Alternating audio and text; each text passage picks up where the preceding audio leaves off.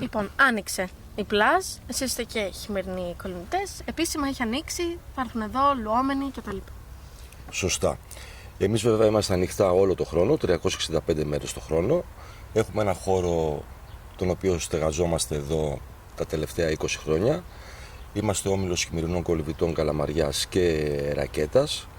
Οπότε όποιος επιθυμεί να γίνει μέλος και να λάβει δραστηριότητα είτε στο χώρο της Ρακέτας είτε στο χώρο της χειμερινής κολύμβησης, είμαστε ανοιχτοί και μπορούμε να τον καλοδεχτούμε. Κολυμβητές χειμερινοί είστε πολλοί, κάνουν μπάνιο εδώ πέρα το χειμώνα? Συνολικά είμαστε περίπου στα 70-80 άτομα μέλη και το μεγαλύτερο ποσοστό από αυτούς κάνουν και χειμερινή κολύμβηση. Ανεξαρτήτως αν είναι μόνο σε αυτό το τομέα ή είναι και στο χώρο της Ρακέτας. Άρα βλέπετε εδώ κόσμο να κολυμπάει. Υπάρχει κόσμος, τα νερά έχουν γίνει πάρα πολύ καλά, με αποτέλεσμα ότι πλέον η πρόσβαση αλλά και ο χώρος ενδεικνύεται, οπότε όποιος θέλει να δοκιμάσει και να πειραματιστεί είναι ευπρόσδεκτος. Πολύ ωραία.